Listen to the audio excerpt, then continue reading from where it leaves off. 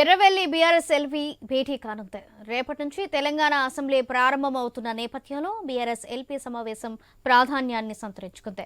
మధ్యాహ్నం 1 గంటకు ఎర్రవెల్లిలోని కేసీఆర్ ఫామ్ హౌస్లో నిర్వహించే ఈ సమావేశానికి ఎమ్మెల్యేలు, ఎమ్మెల్సీలు హాజరు కాబోతున్నారు. అసెంబ్లీ శీతాకాల సమావేశాల్లో ప్రస్తావించవలసిన అంశాలు, ఏడాదిలో కాంగ్రెస్ ప్రభుత్వ పనితీరు, ప్రజాపాలన విజయోత్సవాల్లో సీఎం రేవంత్ రెడ్డి మంత్రుల ప్రసంగాల్లో ఎంత నిజం ఉంది, జరుగుతున్న ప్రచార ప్రభావం ఎంత, అసెంబ్లీలో ప్రభుత్వం లేవనెత్తే అంశాలను ఎలా కౌంటర్ చేయాలి, ఏ సబ్జెక్టుపై ఎవరెవరు ఎలా రెస్పాండ్ అవ్వాలనే అంశాలపై బీఆర్ఎస్ చీఫ్ కేసీఆర్ ఎమ్మెల్యేలు, ఎమ్మెల్సీలకు దిశానిర్దేశం చేయనున్నారు.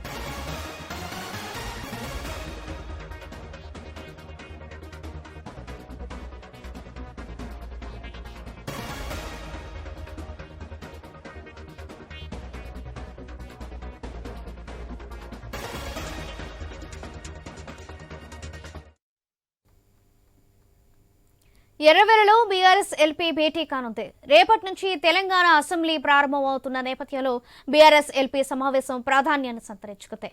రేటు ఈ అంశానికి సంబంధించి మరింత సమాచారం మా ఇన్పుట్ ఎడిటర్ శ్రీకాంత్ అందిస్తారు. శ్రీకాంత్, చెప్పండి. అంటే చాలా రోజుల తర్వాత కేసీఆర్ ఎమ్మెల్యేలను, ఎమ్మెల్సీలను కలవబోతున్నారు ఈ రోజు 1 గంటకి. మరి ఈ సమావేశంలో ఎలాంటి అంశాలపై ప్రత్యేకంగా చర్చించే అవకాశం ఉంది? సౌజన్య, గుడ్ ఆఫ్టర్నూన్. అసెంబ్లీ సమావేశాలు, శాసనమండలి సమావేశాలు ప్రారంభం కానున్నటువంటి నేపథ్యంలో మాజీ ముఖ్యమంత్రి బీఆర్ఎస్ పార్టీ అధ్యక్షుడు కేసీఆర్ ఈరోజు తమ ఎమ్మెల్యేలను, ఎమ్మెల్సీలను ఫామ్ హౌస్ కు పిలిపించుకున్నారు. సో అసెంబ్లీలో వ్యవహరించాల్సినటువంటి వ్యూహాల గురించి, లేవనెత్తాల్సినటువంటి అంశాల గురించి కేసీఆర్ వాళ్ళతో మరికాసేపట్లో చర్చించబోతున్నారు. సో దీనికి సంబంధించి ఇప్పటికే గత కొంతకాలంగా మనం చూస్తూనే ఉన్నాం, తెలంగాణలో ఈ ఏడాది పాలనలో ఏమేం జరుగుతున్నాయి, ప్రభుత్వంకి ఉన్నటువంటి వ్యతిరేకత ఏంటి, ప్రభుత్వం తీసుకుంటున్నటువంటి యాక్టివిటీస్ ఏంటి, దాన్ని ప్రతిపక్షం ఎట్లా ఎండగడుతోంది, చాలా అంశాలు మనం చూస్తూనే ఉన్నాం. రైతు భరోసా నుంచి రైతు బంధు కానీ, రైతు బీమా కానీ, రైతులకు మద్దతు ధర విషయంలో కానీ, రైతులకు సన్నాలకు బోనస్ విషయంలో కానీ, ఎట్ సేమ్ టైం 200 యూనిట్ల కరెంట్ కానీ, ఆటోల విషయంలో కానీ ఈ మధ్య కాలంలో కూడా రేవంత్ రెడ్డి ఒక మాట చెప్పడం జరిగింది. అంటే ఈ ఫ్యూయల్తో నడిచే ఆటోలన్నీ కూడా ఔటర్ రింగ్ రోడ్కి అవతల వేస్తాం, ఎలక్ట్రిక్ వెహికల్స్ మాత్రమే, ఆటోలను మాత్రం హైదరాబాద్ లో పర్మిట్ చేస్తాం అంటూ చెప్పినటువంటి క్రమంలో ఇవన్నీ కూడా చర్చనీయాంశంగా మారుతున్నాయి. వీటికి తోడు మరో మణిపూర్ లా మారింది, లగిచర్ల అంటూ కూడా బీఆర్ఎస్ పార్టీ పెద్ద ఎత్తున ఈ అంశాన్ని ఎత్తుకోవడం జరిగింది. సో వీటికి సంబంధించి ఈ అంశాలన్నీ కూడా లేవనెత్తడానికి కేసీఆర్ వ్యూహాత్మకంగా దిశానిర్దేశం చేయబోతున్నారు ఎమ్మెల్యేలకు, ఎమ్మెల్సీలకు. తో పాటు హైడ్రాకు సంబంధించినటువంటి అంశం కానీ, హైడ్రాలో బాధితులు ఎవరు, వాళ్ళకి జరగాల్సినటువంటి న్యాయం ఏంటి, హైడ్రా యాక్టివిటీస్ ఏంటి, అసలు హైడ్రాకు చట్టబద్ధత రాకముందే హైడ్రా కూలగొట్టినటువంటి అంశాల గురించి, వీటిపైన కూడా మాజీ ముఖ్యమంత్రి కేసీఆర్ బీఆర్ఎస్ పార్టీ అధ్యక్షుడు ఈరోజు తమ ఎమ్మెల్యేలకు దిశానిర్దేశం చేయబోతున్నారు. ప్రభుత్వ ఉద్యోగుల్ని సైతం రేవంత్ రెడ్డి మభ్యపెట్టారు. అధికారంలోకి రాగానే వీళ్ళందరినీ కూడా మొండి చేయించి ఉంచారు. వాళ్ళకు పెండింగ్ లో ఉన్నటువంటి డిఏలు కూడా చెల్లిస్తామన్నాడు, ఆ డిఏలు కూడా చెల్లించలేదు. సో ఈ అంశం పైన కూడా బీఆర్ఎస్ పార్టీకి దిశానిర్దేశం చేయబోతున్నారు కేసీఆర్. తో పాటు 5 డిఏల్లో 1 ఇచ్చి ఉద్యోగులను పండగ చేసుకున్నారు. అసలు మిగతా 4 డిఏల పరిస్థితి ఏంటి? సో ప్రభుత్వ ఉద్యోగులకు సంబంధించి కానీ, రైతులకు సంబంధించి కానీ, లగిచర్ల బాధితులకు సంబంధించి కానీ, ఈవెన్ నిన్న కూడా లగిచర్ల బాధితులంతా కూడా ఫామ్ హౌస్ లో కేసీఆర్ ను కలిసినటువంటి సందర్భం కూడా మనం చూసాం.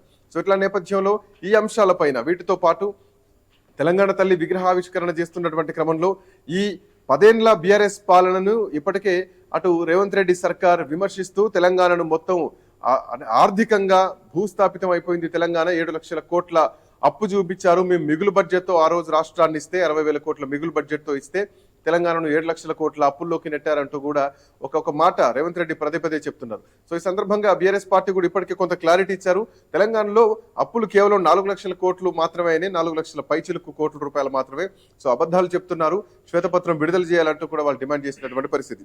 సో ఇట్లా ఒక వాడి వేడిగా ఉద్యోగులకు సంబంధించి కానీ, నిరుద్యోగులకు సంబంధించి కానీ, మరి ముఖ్యంగా 6 గ్యారెంటీలు 100 రోజుల్లో అమలు చేస్తామని అధికారంలోకి వచ్చినటువంటి రేవంత్ రెడ్డి సర్కార్ ఈ 6 గ్యారెంటీల విషయంలో 100 రోజులు పోయి ఇప్పుడు 365 రోజులకు దగ్గరకు వస్తుంది. ఇప్పటికీ కూడా పూర్తి స్థాయిలో 6 గ్యారెంటీల అమలు జరగడం లేదు.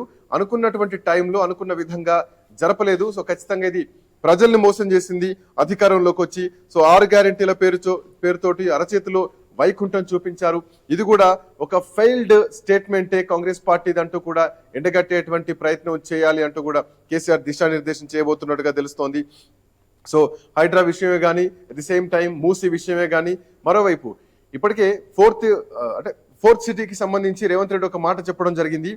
ఇప్పటికే అటు చంద్రబాబు నాయుడు ఒక సైబరాబాద్ అనే సిటీని నిర్మిస్తే దాన్ని వైఎస్ రాజశేఖర రెడ్డి కూడా దాన్ని కంటిన్యూ చేస్తే ఇప్పుడు ఫోర్త్ సిటీని మంచైనా చెడైనా చరిత్రలో నిలిచిపోయే విధంగా ఫోర్త్ సిటీని నిర్మిస్తామంటూ కూడా రేవంత్ రెడ్డి ఒక మాట చెప్పడం జరిగింది. సో దానికి సంబంధించి భూముల సేకరణ ఏంటి, అసలు దానిలో ఏమేమి ఉంటాయి, ఇవన్నీ కూడా ఎక్కడ కనీసం పేపర్ వర్క్ చేయకుండా ఫోర్త్ సిటీ నిర్మాణం, ఏఐ సిటీ నిర్మాణం కానీ, లేదంటే ఈ ఫార్మా ఇండస్ట్రీకి సంబంధించి కానీ, ఫార్మా క్లస్టర్ కి సంబంధించి కానీ అసలు 14,000 ఎకరాలు ఇప్పటికే కేసీఆర్ హయాంలో 14,000 ఎకరాలని సేకరించడం జరిగింది ఫార్మా ఇండస్ట్రీ కోసం సిటీలో ఒకవైపు హైదరాబాద్ లో.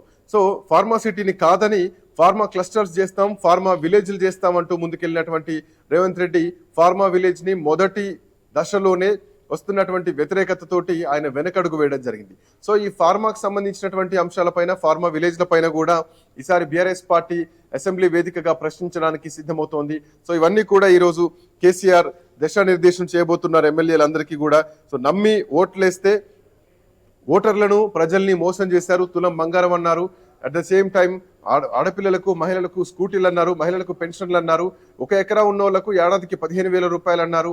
సో కౌలు రైతులకు సంబంధించినటువంటి విషయంలో కూడా కౌలు రైతులకు వాళ్ళు రైతు భరోసా ఇస్తామన్నారు.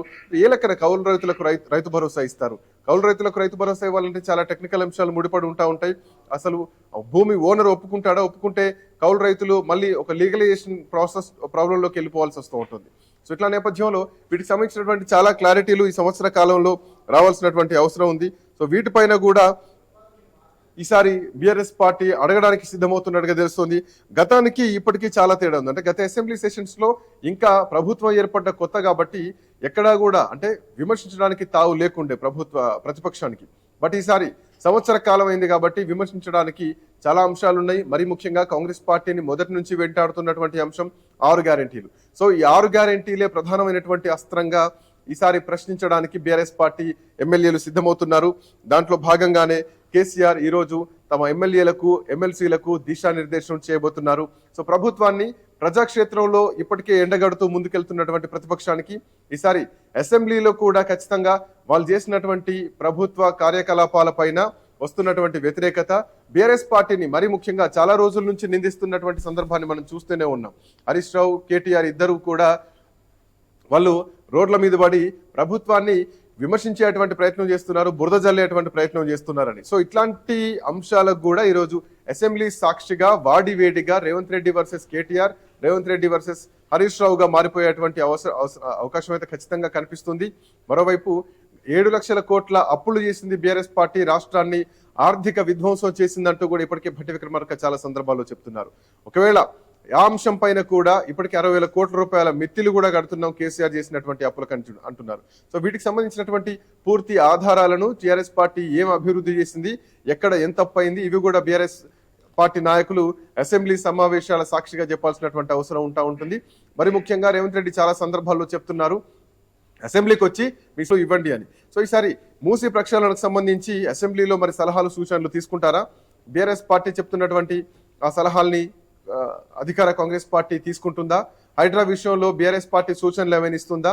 అధికార పార్టీ తీసుకుంటుందా? ఇవన్నీ అంశాలు కూడా ప్రధానంగా చర్చలోకి వచ్చేటువంటి అవకాశాలు ఉన్నాయి. సో సంవత్సర కాలం తర్వాత ఒకవైపు తెలంగాణ తల్లి విగ్రహావిష్కరణ సెక్రటేరియట్ లో జరుగుతుంటే మరోవైపు ఆ విగ్రహం చుట్టూ కూడా రాజకీయాలు తిరుగుతున్నాయి. ఇప్పటికే రాజీవ్ గాంధీ విగ్రహావిష్కరణ జరిగింది, దానిపైన ఆ విగ్రహాన్ని ఎక్కడికి పంపించాలో అక్కడికి పంపిస్తాం, రాజీవ్ గాంధీ విగ్రహాన్ని గాంధీ భవన్ కు పంపిస్తాం అంటూ ఇప్పటికే కేటీఆర్ ఒక స్టేట్మెంట్ కూడా ఇవ్వడం జరిగింది. తెలంగాణ తల్లి విగ్రహం విషయంలో కూడా అదే రకమైన స్టేట్మెంట్ ఇస్తున్నారు. తెలంగాణ తల్లి విగ్రహం కాదు అది, కాంగ్రెస్ పార్టీ అభయహస్తం చూపిస్తూ ఒక పొలిటికల్ కారిడర్ తీసుకున్నటువంటి ఉద్యమం, తెలంగాణకు సంబంధం లేనటువంటి ప్రతిరూపం అని. సో ఇట్లా చాలా అంశాల్ని ఈసారి అసెంబ్లీ సాక్షిగా అడగడానికి, వాటికి సమాధానాలు చెప్పడానికి ఈసారి వేదికగా మారుతుందని చెప్పడంలో ఎట్లాంటి సందేహం అయితే లేదు. సో దీనికి సంబంధించి మాజీ ముఖ్యమంత్రి కేసీఆర్ బీఆర్ఎస్ పార్టీ నాయకులకు ఒక వ్యూహాత్మకంగా దిశానిర్దేశం చేయబోతున్నారు ఈ రోజు జరిగేటువంటి బీఆర్ఎస్ పార్టీ ఎల్పీ సమావేశంలో. సౌజన్యం. Right, thank you Srikanth.